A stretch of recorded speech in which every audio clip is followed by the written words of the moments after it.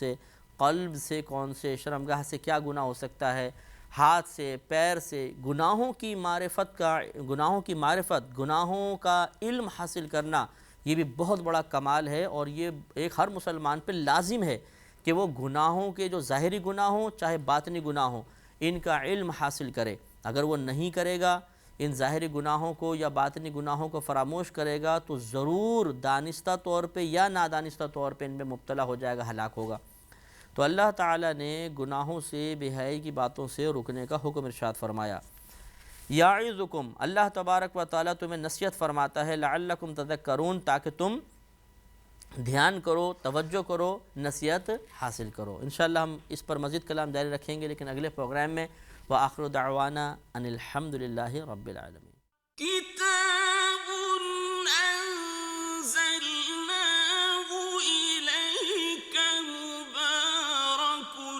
ليدبروا آياته وليتذكر أولو الألباب۔ الحمدللہ رب العالمین والصلاة والسلام علی سید الانبیاء والمرسلین، اما بعد فاعوذ باللہ من الشیطان الرجیم، بسم اللہ الرحمن الرحیم۔ الحمدللہ سورہ نحل کی تقریباً 90 آیات کی تفسیر مکمل ہو چکی ہے۔ اس سے آگے اللہ تبارک و تعالیٰ نے ارشاد فرمایا، وَأَوْفُوا بِعَهْدِ اللَّهِ إِذَا عَاهَدتُّمْ، اور اللہ تبارک و تعالیٰ کا عہد پورا کرو جب تم عہد کرتے ہو، یعنی جب کوئی وعدہ کرو تو اس کو ضرور پورا کرو۔ تو آپس میں ہم لوگ بہت سے وعدے کرتے ہیں، بسا اوقات اللہ تبارک و تعالیٰ سے وعدے کیے جاتے ہیں، دونوں طرح کے وعدوں کو پورا کرنے کا حکم دیا گیا ہے۔ دیکھیں، وعدہ جو ہوتا ہے اصل میں آپ کسی سے کسی بات کا اقرار کرتے ہیں، اور اس اقرار میں اگر آپ پہلے ہی پختگی ظاہر کر دیتے ہیں تو ہم اس کو وعدہ کہیں گے۔ میں آپ سے کل ملنے آؤں گا، میں آپ کو وہ چیز دے دوں گا، تو اگر آپ یہ پختگی کے ساتھ کہتے ہیں تو ٹھیک ہے، اور اگر آپ اس میں پہلے تردد پیدا کر دیتے ہیں، شکوک و شبہات والے الفاظ ڈال دیتے ہیں، تو پھر یہ وعدہ نہیں ہوتا بلکہ ارادہ ہوتا ہے۔ دیکھیں، اگر ممکن ہوا تو میں ایسا کر دوں گا، انشاءاللہ میں ایسا کر دوں گا، کیونکہ جب بھی انشاءاللہ کا لفظ کہیں گے، یاد رکھیں، تو اس سے کوئی یقینی چیز ثابت نہیں ہوتی بلکہ شکوک و شبہات کے ساتھ چیز ثابت ہوگی، کیونکہ ان حرف شرط ہے کلام عرب میں، یہ تردد کے لیے آتا ہے، جہاں پر آدمی کسی بات میں شکوک و شبہات کا شکار ہو یا وہ بات 100% کنفرم نہ ہو، تو پھر وہ مشیت الہی کے سپرد کر دی جاتی ہے۔ اگر اللہ نے چاہا تو ایسا ہو جائے گا، یعنی خود اس شخص کا کامل ارادہ ظاہر نہیں ہوتا۔ لہٰذا اگر کوئی شخص پختہ ارادے کا اظہار کرتا ہے، یعنی اقرار کسی چیز کا کرتا ہے اور اس میں کوئی تردد نہیں چھوڑتا، تو یہ وعدہ ہے، اس کو پورا کرنا چاہیے۔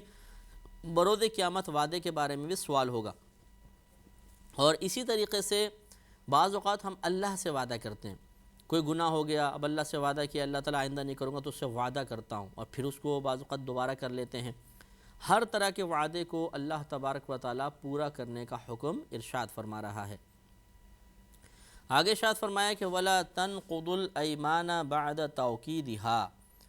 اور تم اپنی قسموں کو انہیں مضبوط کر دینے کے بعد مت توڑو، یعنی قسمیں پوری کرو۔ وَقَدْ جَعَلْتُمُ اللَّهُ عَلَيْكُمْ كَفِيلًا، اور تم اللہ تبارک و تعالیٰ کو یہ قسمیں وغیرہ کھا کر اپنے اوپر ضامن کر چکے، اپنے اوپر گواہ کر لیا، تم نے اللہ تعالیٰ کو ضامن کر لیا ہے۔ ان اللہ یعلم ما تفعلون، بے شک اللہ تبارک و تعالیٰ جانتا ہے ان تمام کاموں کو جو تم کر رہے ہو۔ لہذا اللہ تعالیٰ نے یہاں قسم کو پورا کرنے کا حکم ارشاد فرمایا۔ اس میں یہ بات یاد رکھیے گا کہ قسم کا مطلب ہوتا ہے کہ کسی محترم چیز کا ذکر کر کے اپنی بات کو پختہ کرنا۔ جیسے ہم کوئی بات کہتے ہیں، پھر ہم کہتے ہیں کہ خدا کی قسم میں فلاں سے نہیں ملوں گا، خدا کی قسم میں نے یہ کام کیا یا نہیں کیا، تو ہم اللہ کا نام ایک محترم چیز کا ذکر کر کے اپنی بات کو پختہ کرتے ہیں۔ یا اس کی تعریف بھی کی جا سکتی ہے کہ سامنے والے کے ذہن کو شکوک و شبہات سے پاک و صاف کرنے کے لیے یا پاک و صاف رکھنے کے لیے کسی محترم چیز کا ذکر کرنا۔ تو جب ہم قسم کھاتے ہیں تو سامنے والا مطمئن ہو جاتا ہے کہ نہیں یار جھوٹ تو نہیں بول رہا ہوگا، تو اس کا ذہن ہماری بات سے متعلق جو شکوک و شبہات پیدا ہو سکتے ہیں ان کے بارے میں وہ بالکل کلیئر ہو جاتا ہے، صاف ہو جاتا ہے، اور وہ ہماری بات کا کامل یقین کر لیتا ہے۔ تو ایک تو یہ قسم کی تعریف ہے۔ دوسری بات یہ ہے کہ جو قسم پورا کرنے کا حکم دیا گیا وہ قسم ہے جو زمانہ مستقبل میں کسی کام کے لیے کھائی جائے گی۔ مثلا خدا کی قسم میں فلاں سے نہیں ملوں گا، یا فلاں سے ملوں گا، یہ کام کروں گا، یہ کام نہیں کروں گا، وغیرہ وغیرہ۔ جو قسم ماضی کے لیے کھائی جاتی ہے یا حال کے لیے آپ کھا رہے ہیں، یہ قسم اصل میں ایک اطلاع دینے کے لیے ہوتی ہے، خبر کے طور پر ہوتی ہے۔ ارادہ جو قسم کے ساتھ ہوتا ہے وہ مستقبل میں ہی ہوگا۔ مثلا آپ نے کہا خدا کی قسم میں نے کام نہیں کیا یا کیا ہے، تو یہ خبر ہے ایک طرح کی کہ میں نے کیا ہے یا نہیں کیا ہے۔ اسی طرح کسی نے پوچھا کیا کر رہا ہوں، خدا کی قسم اس وقت میں کھانا کھا رہا ہوں، اس وقت میں پانی پی رہا ہوں، تو یہ بھی آپ ایک خبر دے رہے ہیں، اطلاع دے رہے ہیں، کسی کام کے کرنے کا ارادہ نہیں ہے، خبر ہے۔ ہاں یہ مطلب قسم حقیقتاً جس پر کفارہ بھی لازم ہوتا ہے اسی وقت بنے گی جب آئندہ مستقبل کے لیے کسی ارادے کا آپ اظہار کریں اور اس کے ساتھ اللہ تعالیٰ کے نام کو ذکر کر دیں۔ خدا کی قسم میں یہ کام کروں گا، نہیں کروں گا، ارادہ، تو اب یہ قسم بنے گی۔ اس قسم کو اللہ تعالیٰ پورا کرنے کا حکم ارشاد فرما رہا ہے، لیکن اس میں بھی یہ مسئلہ یاد رکھیے گا کہ اس قسم کی قسم پورا کرنا اسی وقت ضروری ہوتا ہے کہ جب اس میں کوئی شرعی قباحت نہ ہو۔ اگر شرعی قباحت ہو تو بعض اوقات قسم کو توڑنا فرض ہو جاتا ہے، بعض اوقات توڑنا اچھا ہوتا ہے، مستحب ہوتا ہے۔ مثال کے طور پہ معاذ اللہ کسی نے قسم کھائی کہ خدا کی قسم میں نماز نہیں پڑھوں گا، تو اب یہ حکم متوجہ نہیں ہوگا کہ اپنی قسموں کو مضبوط کرنے کے بعد مت توڑو، بلکہ اس کو تو توڑنے کا حکم ہے کیونکہ نماز فرض ہے، اس قسم کو توڑنا ہوگا اور توڑ کے قسم کا کفارہ ادا کرنا ہوگا۔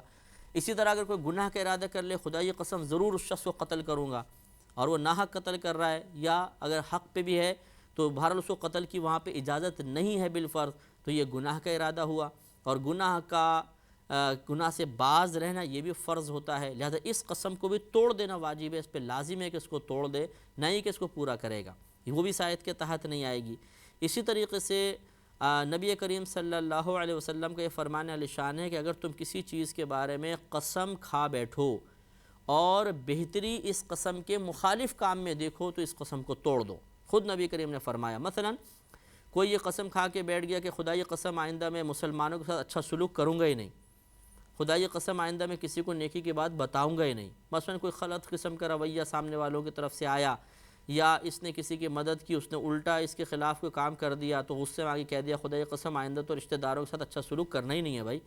تو یہ غلط قسم ہے۔ اب اس پہ اچھا سلوک کرنا کوئی فرض یا واجب تو نہیں، ایک مستحب کام ہے، افضل کام ہے، اس کے خلاف اس نے قسم کھا لی تو اس کے لیے بہتر یہ ہے کہ قسم کو توڑ دے اور رشتہ داروں کے ساتھ اچھا سلوک کرے۔ لیکن یہ بات یاد رکھیے گا،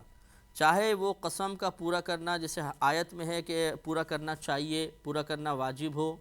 چاہے اس کو توڑ دینا فرض ہو، چاہے اس کو توڑ دینا مستحب ہو، ہر صورت میں اگر قسم کو توڑیں گے جو مستقبل کے لیے کھائی گئی ہے تو سب پر کفارہ لازم ہو جائے گا، کفارہ ادا کرنا ہوگا۔ اور ضمناً قسم کا کفارہ بھی عرض کر دیتا ہوں کہ جب کسی پر قسم لازم ہو جائے، یعنی قسم توڑ دے اس کا کفارہ لازم ہو جائے، تو کفارے کی صورت یہ ہوگی کہ 3 کاموں میں سے کوئی ایک کام کرے، یا تو ایک غلام آزاد کر دے جو آج کل تو نہیں پائے جاتے، دوسرا 10 مسکینوں کو پیٹ بھر کر 2 وقت کھانا کھلا دے، 10 مساکین کو، مسکین کو غریب فقیر مل جائے اس کو کھلا دیں، کیونکہ اب وہ مساکین کی جو شرعی تعریف ہے عموماً وہ حاصل نہیں ہو پاتے ہیں، تو 10 مساکین کو کھانا کھلائیں گے پیٹ بھر کے، سب کے سب وہ بالغ ہونے چاہیے، نابالغ نہیں۔ اور اگر 10 مسکینوں کو کھانا نہ کھلا سکتا ہو تو تیسری صورت ہوتی ہے کہ 10 مساکین کو اوسط درجے کا کپڑا پہنا دے، لباس دے دے، اس میں کم از کم کرتا شلوار ہونی چاہیے، اگر کوئی عورت کو دینا چاہتے ہیں کوئی تو پھر دوپٹہ بھی اس میں شامل ہونا چاہیے، تو 10 مساکین کو کپڑے پہنا دیں۔ یہ 3 کاموں میں سے کوئی ایک کریں گے تو کفارہ ادا ہوگا، غلام آزاد کرنا، یا 10 مساکین کو کھانا کھلانا، یا 10 غریبوں کو کپڑا پہنا دینا۔ اگر بالفرض کوئی خود اتنا غریب ہے کہ یہ 3 کام نہیں کر سکتا تو اس کے لیے حکم یہ ہوتا ہے کہ پھر وہ لگاتار 3 روزے رکھ لے گا تو اس کی قسم کا کفارہ ادا ہو جائے گا، 3 روزے۔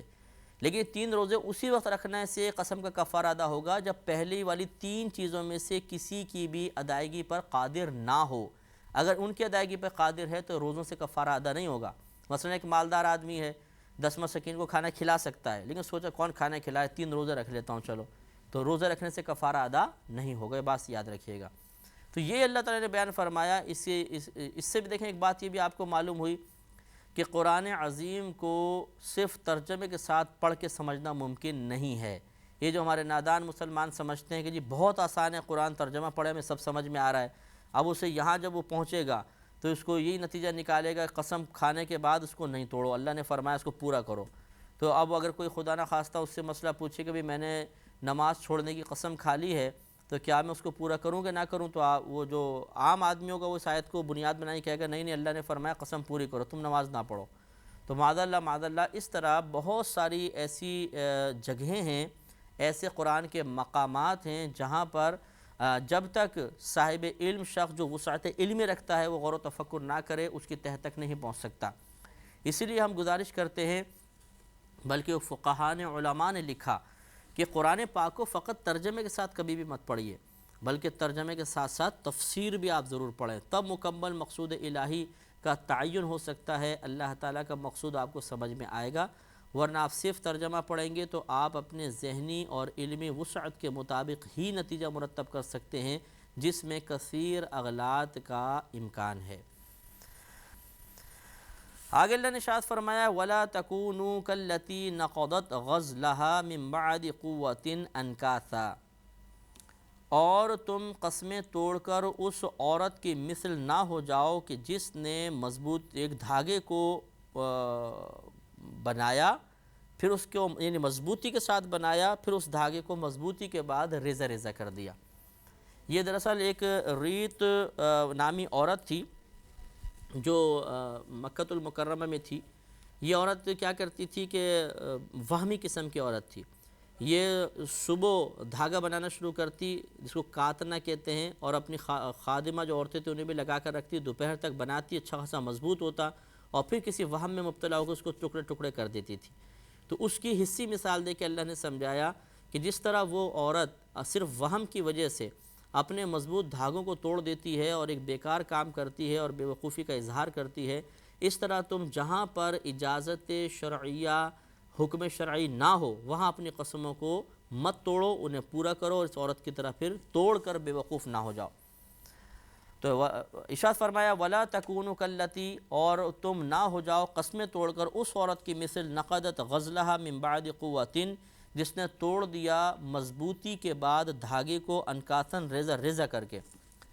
تَتَّخِذُونَ أَيْمَانَكُمْ دَخَلًا بَيْنَكُمْ، اپنی قسمیں آپس میں ایک یعنی تم اپنی قسموں کو آپس میں ایک بے اصل بہانہ بناتے ہو، ان تکون امۃ ہی اربع من امۃ، کہ کہیں ایک گروہ دوسرے گروہ سے زیادہ نہ ہو جائے، آگے نہ بڑھ جائے۔ یعنی ہوتا یہ تھا کہ کفار جو تھے وہ بعض اوقات ایک قبیلے سے معاہدہ کرتے تھے، باقاعدہ قسمیں کھاتے، معاہدہ ہوتا، پھر جب وہ دیکھتے کہ دوسرا قبیلہ ذرا مضبوط ہے تو اس کو چھوڑ کر اس کے ساتھ معاہدہ کر لیتے تھے۔ اس کی قباحت اللہ تعالیٰ نے بیان فرمائی کہ تم آپس میں قسمیں جو ہیں آپس میں ایک بے اصل قسموں کو بہانہ بناتے ہو کہ کہیں ایک گروہ دوسرے گروہ سے زیادہ نہ ہو، اس وجہ کہ یار یہ اس سے زیادہ ہے، چلو اس سے ہم کوئی معاہدہ کر لیتے ہیں، اس طرح حرکت کرنا درست نہیں ہے۔ انما یبلوکم اللہ بہ، اللہ تبارک و تعالیٰ تو اس سے تمہیں آزماتا ہے، یعنی تمہاری قسموں کو اگر تم کھا بیٹھے ہو تو اس کو پورا کرنے کا حکم دیا، اور یہ تمہارے لیے ایک آزمائش ہے، لہذا اس آزمائش پر پورا اترنا چاہیے۔ وَلَيُبَيِّنَنَّ لَكُمْ يَوْمَ الْقِيَامَةِ مَا كُنْتُمْ فِيهِ تَخْتَلِفُونَ، اور ضرور وہ تم پر برود قیامت ظاہر کر دے گا وہ چیز جس کے بارے میں تم اختلاف کیا کرتے تھے۔ جس چیز کے بارے میں دنیا میں اختلاف رکھتے تھے اللہ تبارک و تعالیٰ برود قیامت تم پر ظاہر فرما دے گا، اور یہ ظاہر کرنا اس لیے ہوگا تاکہ ان کے درمیان فیصلہ کیا جائے۔ وَلَوْ شَاءَ اللَّهُ لَجَعَلَكُمْ أُمَّةً وَاحِدَةً، اور اگر اللہ تبارک و تعالیٰ چاہتا تو ضرور تمہیں ایک ہی امت بنا دیتا، سب کو مسلمان پیدا کر دیتا، اس کے لیے کوئی مسئلہ نہیں تھا،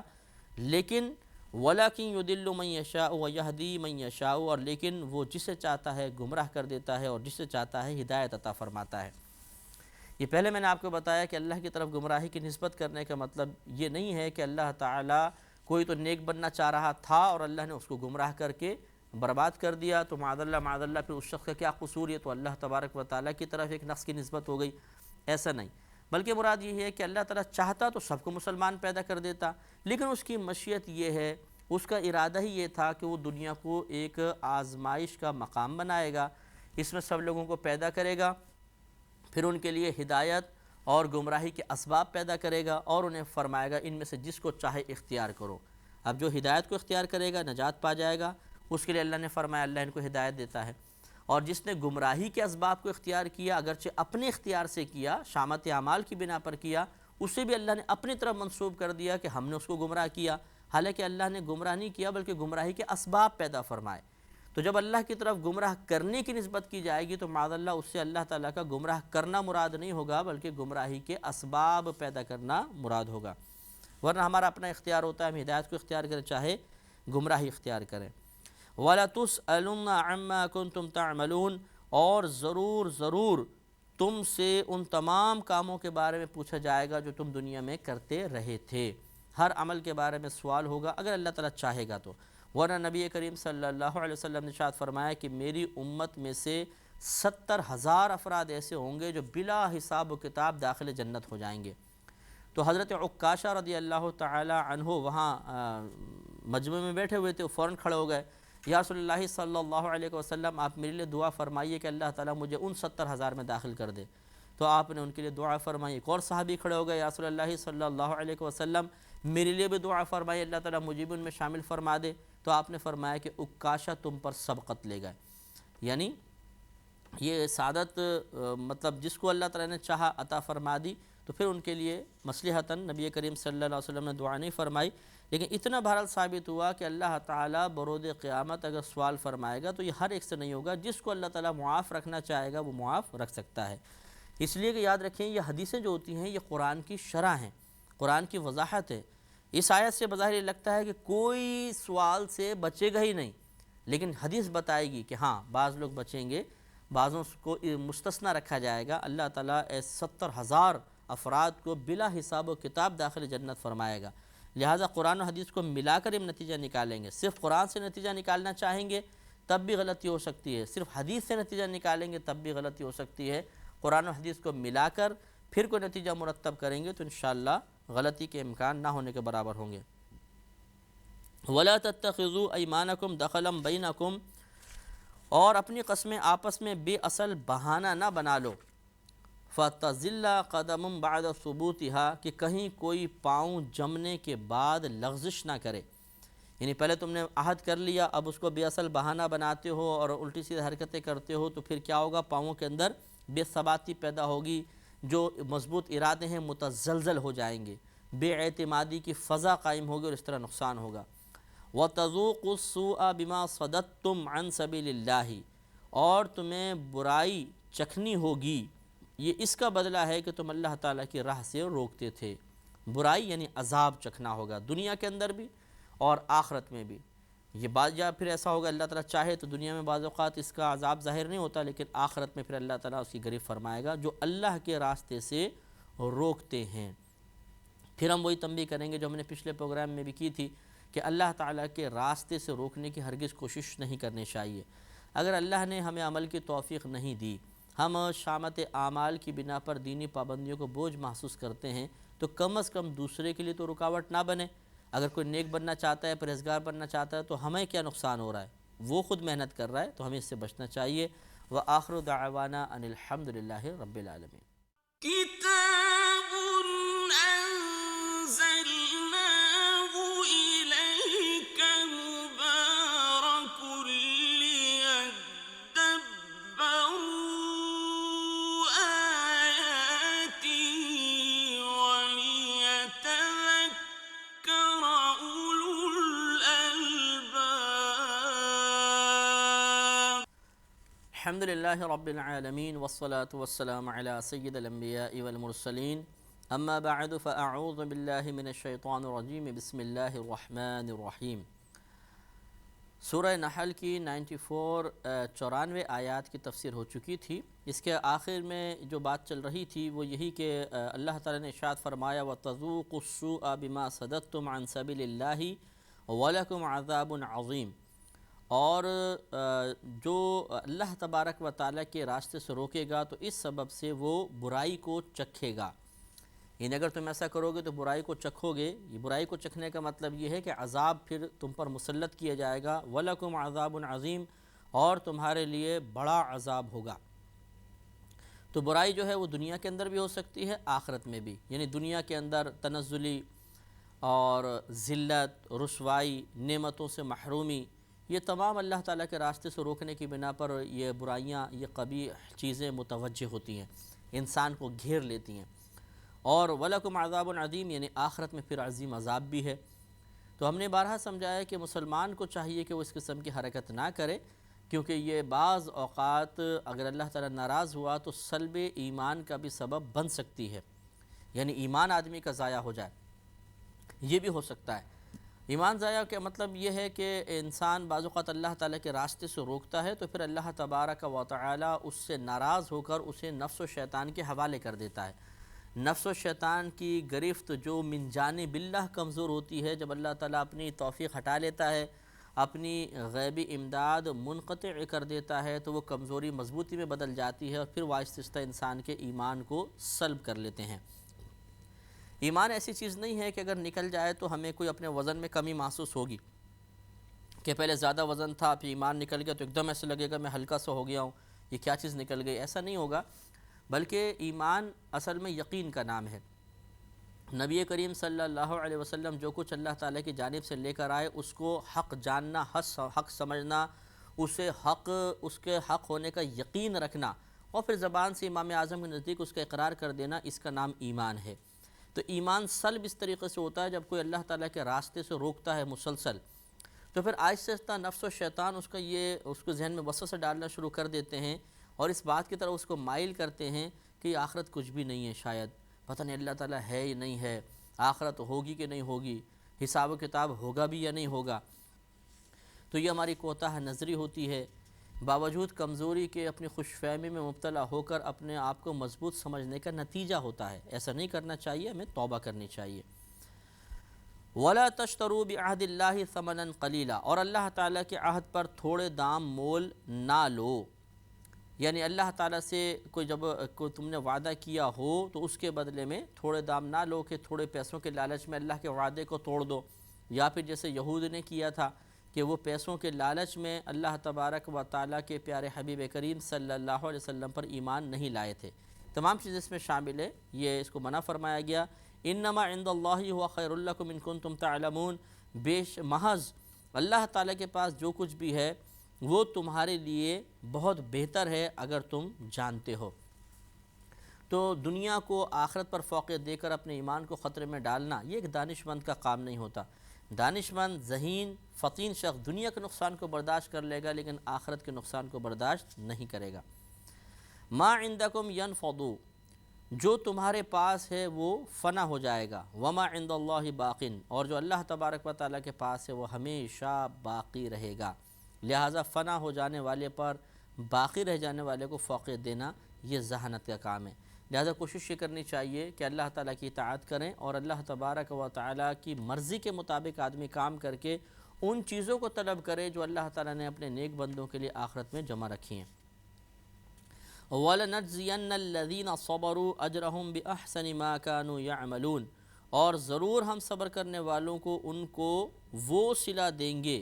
جو ان کے سب سے اچھے کام کے مقابل ہو، یعنی جو اچھے کام کرے گا، یعنی ضرور ہم بدلہ دیں گے ان کو جنہوں نے صبر کیا، اور ان کو ان کا اجر عطا فرمائیں گے، اور جو کام وہ کرتے تھے اس میں سب سے بہترین کام کو جو بدلہ ہوگا وہ اللہ تعالیٰ ان کو عطا فرمائے گا۔ کہنے کا مطلب یہ ہے کہ جو نیک عمل کرتا ہے تو اللہ تعالیٰ اس کے اجر کو ضائع نہیں کرتا، اور ضرور اس کو اللہ تعالیٰ آخرت میں اچھی نعمت عطا فرمائے گا۔ لیکن یہاں لفظ استعمال ہوئے کہ الذین صبروا، جنہوں نے صبر کیا۔ یہ پہلے آپ کو بتایا تھا کہ صبر خالی یہ نہیں ہے کہ مصیبت پر آدمی اپنے آپ کو شکوہ شکایت سے روکے تو یہ صبر ہے، بلکہ صبر کی مختلف قسمیں ہوتی ہیں۔ کبھی تو جیسے یہی ایک مشہور ہے کہ مصیبت آئی، پریشانی آئی تو اس پر آدمی اپنے آپ کو شکوہ شکایت سے روکے، یہ بھی صبر ہے۔ اسی طرح کسی شخص سے لڑائی جھگڑا ہو گیا تو اس سے آدمی اس کو مار پیٹ سے روک لے، زبان دراز کرنے سے روکے، صبر ہے۔ اسی طرح کسی نے ہمارے ساتھ برائی کی تو انتقامی کارروائیوں سے اپنے آپ کو روک لینا، یہ بھی صبر ہوتا ہے۔ اسی طرح ایک صبر کی قسم یہ ہوتی ہے کہ انسان نیکیوں پر استقامت حاصل کرے، گویا کہ نیکی کا ارتکاب کرنے کی بنا پر جو مشقت محسوس ہو رہی ہے اس کو برداشت کرنے کا نام بھی صبر ہوتا ہے۔ اسی طرح گناہوں کے سے پرہیز پر صبر بھی ایک صبر کی قسم ہے، یعنی گناہ کرنے کو دل چاہا لیکن آدمی گناہ نہیں کرتا ہے، اس پر یہ صبر کر رہا ہے، یہ برداشت کر رہا ہے، اس کا نام بھی صبر ہوتا ہے۔ تو ہر طرح کا جو صبر کرتا ہے اللہ تعالیٰ اس کو بہترین بدلہ عطا فرمائے گا۔ من عمل صالحا من ذکر او انثی، اور جو مردوں میں سے یا عورتوں میں سے اچھا عمل کرے، وہو مؤمن، لیکن شرط یہ ہے کہ وہ مومن ہو، فلنحیینہ حیاتا طیبہ، تو ضرور ہم اسے بہترین اچھی زندگی عطا فرمائیں گے۔ وَلَنَجْزِيَنَّهُمْ أَجْرَهُمْ بِأَحْسَنِ مَا كَانُوا يَعْمَلُونَ، اور ضرور انہیں ان کا اجر دیں گے جو ان کے سب سے بہترین کام کے لائق ہوگا۔ پھر یہاں پہ وہی بات ہے کہ جو بھی اچھے عمل کرتا ہے، نیک عمل کرے، مذکر میں سے ہو چاہے مؤنث میں سے ہو، لیکن شرط یہ ہے کہ وہ مومن ہو۔ یاد رکھیں کہ یہ پہلے بھی کئی آیات کا مضمون گزر چکا ہے کہ کافر جو بھی نیک عمل کرتا ہے اس نیک عمل پر آخرت میں کوئی اجر و ثواب مرتب نہیں ہوتا۔ اگر اللہ تعالیٰ چاہتا ہے تو دنیا میں ہی ان کے نیک عمل کا بدلہ ان کو عطا فرما دیتا ہے، لیکن آخرت میں کوئی حصہ نہیں۔ ہاں، جو مومن یا مومنہ دنیا میں اچھے عمل کریں گے تو اللہ تعالیٰ ان کے عمل کو دنیا میں بھی ان کے عمل کا بدلہ عطا فرما دیتا ہے، اور آخرت کے لیے اس کو محفوظ رکھتا ہے، اور آخرت میں ضرور اس کا بدلہ عطا فرمائے گا، جیسے اللہ تعالیٰ نے خود ارشاد فرمایا۔ اور یہ جو فرمایا کہ ضرور ہم ان کو اچھی زندگی عطا فرمائیں گے، بہترین زندگی عطا فرمائیں گے، جنت کی ہوگی، کہ جب ہم وہاں پر داخل ہو جائیں گے اور نیک عمل کی برکت سے اللہ تعالیٰ کی رحمت سے داخل ہوں گے، تو اس کے بعد وہ زندگی انتہائی پاکیزہ اور بہت ہی بہترین زندگی ہوگی کہ اس کے بعد پھر کبھی بھی انسان تکلیف میں، آزمائش میں، رنج میں، غم میں، مصیبتوں میں مبتلا نہیں ہوگا۔ اس اعتبار سے وہ سب سے بہترین زندگی ہے۔ اور یہ بھی اچھی طرح یاد رکھیے کہ یہاں پر پہلے بھی میں کئی پروگرامز پہلے بھی میں نے اس کی طرف اشارہ کیا تھا کہ بعض لوگ جو یہ کہتے ہیں کہ جی نیک عمل کرنا کوئی ضروری نہیں ہے، ٹھیک ہے اللہ تعالیٰ کی بڑی رحمت ہے، ہم گناہ بھی کریں گے تو بخشے جائیں گے۔ یہ جو نیک عمل کے اوپر سختیاں کرتے ہیں، یہ خواہ ایسے بولتے ہیں کہ اللہ تعالیٰ نیک عمل کا محتاج ہے، کیا وہ ایسے بخشنے پر قادر نہیں ہے؟ تو یہ غلط باتیں ہیں۔ اللہ تعالیٰ نے یقیناً صحیح بات یہی ہے کہ ہم اللہ کی رحمت کے صدقے میں ہی بخشے جائیں گے۔ جس کے ساتھ اللہ تعالیٰ کی رحمت ہوگی وہی نجات پائے گا، لیکن اس کا مطلب ہرگز یہ نہیں ہے کہ نیک اعمال کو نظر انداز کیا جائے۔ اللہ تعالیٰ کی رحمت کی یقین کے وجہ سے یہ یقین رکھتے ہوئے نیک اعمال کو بالکل فراموش کر دیا جائے، یہ جہالت ہے، نادانی ہے، کیونکہ اللہ تعالیٰ نے نیک اعمال کو بنیاد بنا کر فرمایا کہ ہم ان نیک عمل کرنے والوں کو اچھی زندگی عطا فرمائیں گے۔ لہذا معلوم یہ ہوا کہ اللہ تعالیٰ کی رحمت کا اکثر قاعدہ یہی ہے کہ وہ اسی کی طرف متوجہ ہوتی ہے جو نیک اعمال کا ارتکاب کرتا ہے۔ تو گویا کہ ہاں ہم اللہ کی رحمت سے جنت میں جائیں گے، لیکن اس کی رحمت کو اپنے جانب متوجہ کرنے کا ذریعہ یہ ہے کہ انسان نیک اعمال کرے، اللہ کی نافرمانی سے بچے، کثرت سے عبادات کرے، تو انشاءاللہ رحمت کا حصول ممکن ہو جائے گا۔ فَإِذَا قَرَأْتَ الْقُرْآنَ، اور جب تم قرآن پڑھو، فَاسْتَعِذْ بِاللَّهِ مِنَ الشَّيْطَانِ الرَّجِيمِ، تو شیطان مردود سے اللہ تعالیٰ کی پناہ طلب کرو۔ یہ یعنی قرآن پڑھنے سے پہلے اعوذ باللہ من الشیطان الرجیم پڑھو، لیکن یہ کوئی حکم امر وجوب کے لیے نہیں ہے، یعنی ایسا نہیں ہے کہ قرآن کی آپ تلاوت کریں یا قرآن کی کوئی آیت پڑھیں تو ہم پر اعوذ باللہ پڑھنا واجب ہو، کیونکہ کثیر مرتبہ ثابت ہے کہ نبی کریم صلی اللہ علیہ وسلم نے قرآن پڑھا لیکن اس سے پہلے اعوذ باللہ من الشیطان الرجیم نہیں پڑھی۔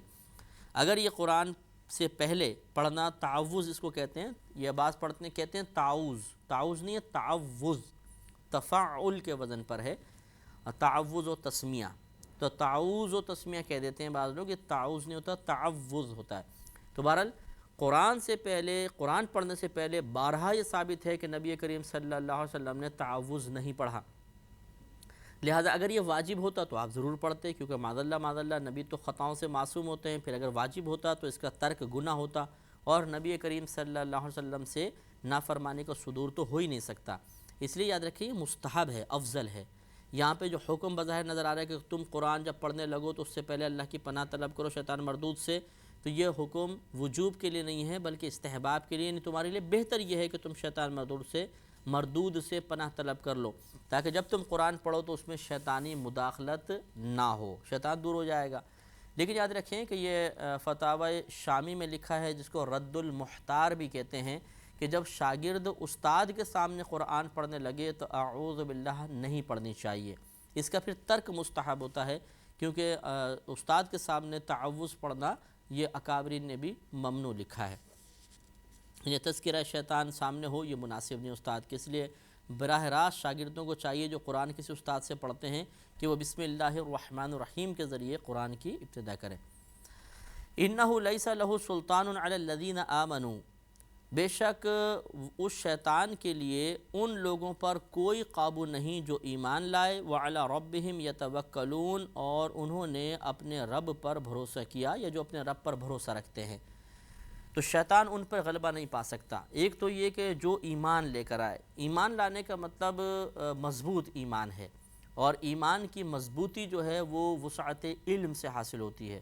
جتنا زیادہ علم وسیع ہوتا ہے، جتنا اللہ تعالیٰ کی ذات و صفات پر، قرآن حدیث وغیرہ پر یا دلائل قدرت کے اوپر جتنا زیادہ غور و تفکر زیادہ ہوتا جاتا ہے، اتنا ہی ایمان مضبوط سے مضبوط تر ہوتا چلا جائے گا۔ تو ایسے شخص پر پھر شیطان غالب ہو کر اسے وسوسے میں مبتلا نہیں کر سکتا۔ عام لوگ جو ہوتے ہیں ان کو شیطان بہت زیادہ وساوس میں مبتلا کرتا ہے، اور بہت سے لوگ ہمیں بھی پریشان ہو کے فون کرتے ہیں کہ جی عجیب و غریب وسوسے آتے ہیں، یہ پتہ نہیں خدا ہے یا نہیں ہے، آخرت ہے یا نہیں ہے، جنت پتہ نہیں ہوگی نہیں ہوگی، اس قسم کے وسوسے ڈالتا ہے۔ یہ وہ لوگ ہوتے ہیں عموماً جو زیادہ قرآن و حدیث کا مطالعہ نہیں کرتے ہیں، ان کی علمی وسعت بہت تھوڑی ہوتی ہے، ان کی صحبت بھی عموماً ان بیکار قسم کے لوگوں کے ساتھ ہوتی ہے جن کا موضوع گفتگو یا تو عورتیں ہوتی ہیں یا دنیاوی اشیاء ہوتی ہیں یا کھیل کود ہوتا ہے یا سیاست ہوتی ہے۔ آخرت کی باتیں وہ نہیں کرتے ہیں، اس پہ توجہ نہیں کرتے ہیں، تو اس کی وجہ سے ایمان پھر کمزور رہتا ہے، معرفت الہی بہت ہی ناقص ہو جاتی ہے اور شیطان کا غلبہ ہو جاتا ہے۔ یہ حالانکہ ایماندار کہلائے گا کہ صاحب ایمان ہے، مسلمان کے گھر میں پیدا ہوا، کلمہ پڑھ رہا ہے، لیکن ایمان کی مضبوطی حاصل نہیں ہے۔ تو یہاں جو اللہ نے فرمایا کہ شیطان کا اس پر کوئی قابو نہیں ان لوگوں پر جو ایمان لے کر آئے، مراد یہ ہے کہ جو ایمان جنہوں نے اپنے ایمان کو مضبوط کیا، کمزور ایمان والے پہ تو شیطان کا غلبہ ہو جاتا ہے، اور اسی طرح جو اپنے رب پر بھروسہ رکھتے ہیں، توکل کرتے ہیں، توکل کرنے والے پر بھی شیطان کی گرفت بہت ہی کمزور رہتی ہے، کیونکہ جس کو اللہ تعالیٰ پر کامل بھروسہ نہیں ہوتا تو پھر شیطان اسے وسوسہ ڈالتا ہے کہ یہ کام کر لو، اس سے کچھ ہو جائے گا، اس سے مدد مانگ لو، اس کے پاس چلے جاؤ، یہ کر لو وہ کر لو، اور اس طرح انسان اللہ تبارک و تعالیٰ کی طرف متوجہ ہوئے بغیر دنیا کے دنیاوی اسباب اور ذرائع کی طرف لگ جاتا ہے، اور اس طرح وساوس مضبوط سے مضبوط تر ہوتے چلے جاتے ہیں۔ اور جو اپنے اعمال کی بنیاد پہلے اللہ پر توکل پر رکھتا ہے اور اس کے بعد کوئی عمل اختیار کرتا ہے، اس کا ایمان بہت مضبوط رہتا ہے، اور اس توکل کی برکت سے نہ صرف دنیا کے کام ہو جاتے ہیں بلکہ ان دنیاوی امور میں شیطان مداخلت بیجا کا مرتکب بھی نہیں ہوتا اور وساوس نہیں ڈال سکتا۔ ایک شخص جو اللہ پہ کامل بھروسہ نہیں رکھتا، کسی کام میں ہاتھ ڈالے گا، نقصان ہو گیا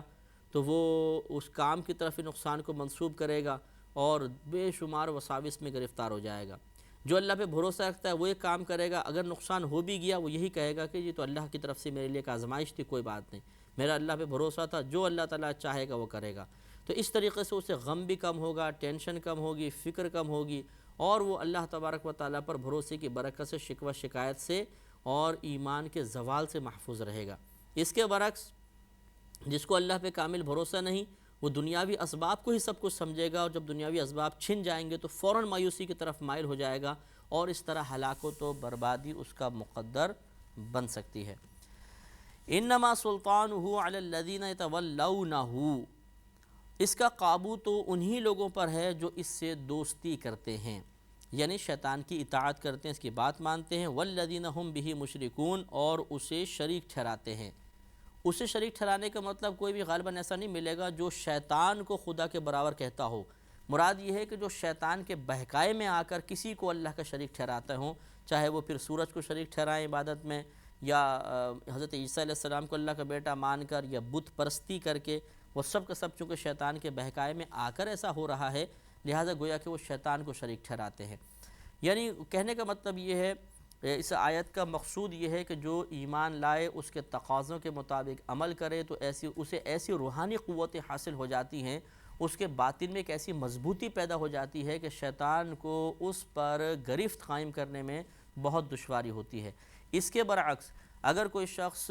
برائیوں میں بہت زیادہ مشغول ہو جاتا ہے، نیک لوگوں کی صحبت اختیار نہیں کرتا، یا کفر و شرک معاذ اللہ اختیار کرتا ہے، تو اس کا باطن کمزور سے کمزور تر ہو جاتا ہے اور اس پر شیطان کا غلبہ آسانی سے ہو سکتا ہے۔